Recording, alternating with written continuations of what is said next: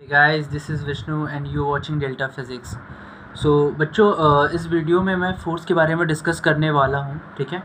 तो यहाँ पे आप देख रहे हो जो फ़ोर्स है, force is basically two type, है ना। कहने का मतलब ये है कि जो मेरा यूनिवर्स है ना, जो ये यूनिवर्स है उसमें बेसिकली दो तरीके के फ़ोर्स पॉसिबल हैं। एक क्या, एक कंजर्वेटिव फ़ोर्स और दूसरा क्या, नॉन कंजर्वेटिव फ़ोर्स, ठीक है। तो पहले हम डिस्कस करेंगे what is the conservative force, right? So conservative force is that force which does not depends on path. Okay, simple सा है, conservative force is that force which does not depends upon path, है ना। So इसके examples देखते हैं। इसके examples बड़े simple हैं, लाइक स्प्रिंग फोर्स, है ना, इसे आप जानते हो, और gravitational force, electrostatic force which is between two electric charge and magnetic force between two magnetic poles, है ना। तो कहने का मतलब ये है कि जो कंजर्वेटिव फोर्स है मेरा, है ना, वो क्या है, पाथ पे डिपेंडेंट नहीं है। कहने का मतलब ये है कि अगर मैं ग्रेविटेशनल फोर्स की बात करूं, है ना, so let's take example of masses m1 and m2, ठीक है। तो कहने का मतलब ये है कि इन दोनों जो मासेस हैं उनके बीच में जो फोर्स लगेगा, अगर ये r डिस्टेंस पे है पर्टिकुलर, तो उनके बीच में जो फोर्स लगेगा g m1 m2 by r square, ये हर हाल में सेम का सेम ही लगेगा, है ना। इसको आप चाहे एक मास को आप किसी वर्टिकल लाइन, किसी पहाड़ पे रख दो और एक को आप ज़मीन पे रख दो, तो उनके बीच में जो फोर्सेस लगेंगे वो कितने लगेंगे, g m1 m2 by r square ही लगेंगे, है ना। ओके, सो हम एक एग्जांपल्स और देखते हैं। जैसे इलेक्ट्रोस्टैटिक फोर्स है मेरा, है ना, तो उसको देखते हैं। तो उसके लिए भी चार्जेस q1 है और ये चार्ज q2 है, और इसके बीच की जो डिस्टेंस अगर आप लोगे r लोगे, है ना, सो उसके बीच का जो फोर्स लगेगा वो k q1 q2 by r square लगेगा, ठीक है। हर हाल में ये फोर्सेस क्या होंगे, इक्वल ही होंगे। या फिर आप किसी चार्ज को कहीं और रख दो और इस चार्ज को आप कहीं और रख दो, तो उनके बीच का जो फोर्स है वो k q1 q2 by r square ही हमेशा लगेगा। उसी प्रकार से आप मैग्नेटिक फोर्स को भी देखोगे तो दो मैग्नेटिक पोल्स के बीच में जो मैग्नेटिक फोर्स है वो भी क्या होगा, पाथ से इंडिपेंडेंट होगा, है ना, जिसको हिंदी में क्या कहते हैं, पाथ से, अपने पथ से स्वतंत्र होगा, ठीक है। तो इसे हम कंजर्वेटिव फोर्स कहते हैं, है ना। अच्छा, ये हो गया कंजर्वेटिव फोर्स। अच्छा, कंजर्वेटिव फोर्स की एक कंडीशन होती है, उसे जानना ज़रूरी है ना। कंडीशन ऑफ, यहाँ पे आप देख पा रहे होगे, condition of conservative force, condition of conservative force, है ना। ये होता है curl of F is equal to 0। आपके एग्जाम में ये क्वेश्चन पूछ सकता है कि कंजर्वेटिव फोर्स की कंडीशन क्या है या फिर क्या होगी, है ना।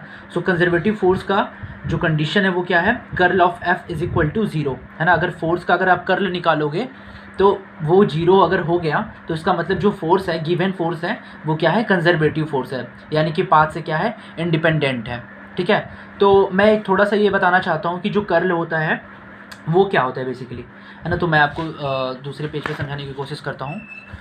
ओके, सी, तो कर्ल ऑफ एफ, ठीक है, कर्ल ऑफ एफ क्या होता है, ये बेसिकली आई कैप लेते हैं अपन, जे कैप, के कैप, डेवर ओवर डेवर एक्स, डेवर ओवर डेवर वाई, डेवर ओवर डेवर जेड, है ना। और ये हो जाएगा एफ एक्स, एफ वाई और F Z is equal to क्या होना चाहिए, पर्टिकुलर 0 होना चाहिए। अगर ये कंडीशन सेटिस्फाइड कर रहा है, बाकी तो डिटर्मिनेंट है।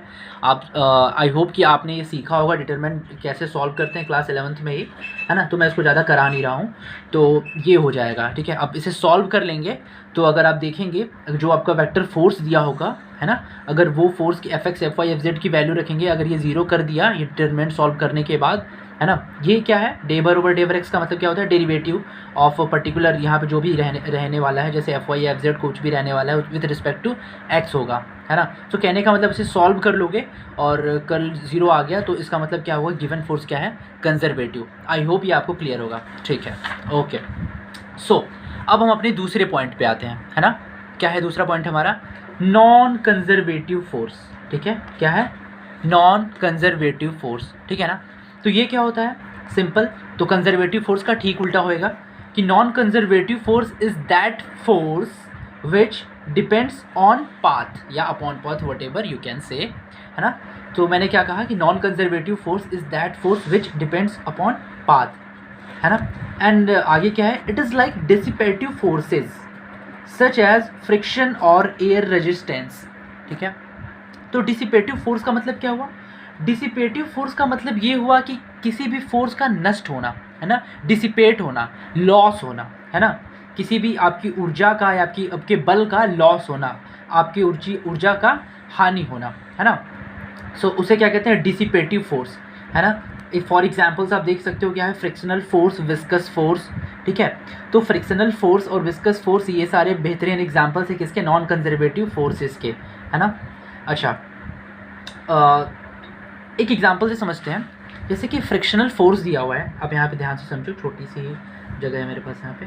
तो फ्रिक्शनल फोर्स का मतलब ये होता है कि फॉर एग्जांपल जैसे ये मास है m मास का, है ना, और यहाँ पे कोई फ्रिक्शन म्यू है, तो कहने का मतलब ये है अगर मैं ऐसे कोई F फोर्स लगा के खींच रहा हूँ तो इसका जो मास होगा वो क्या होगा, let's take example of ice, है ना, let's take example of ice. मैं मान लेता हूँ कि ये आइस है, बर्फ़ है, ये क्या है, फ्रिक्शन वाले सरफेस पे क्या कर रहा है, मूव कर रहा है ना। मैं इसे मूव करा रहा हूँ, तो मैं क्या करा रहा हूँ, इसको मूव करा रहा हूँ, तो ये मूव करते करते आगे बढ़ेगा, है ना।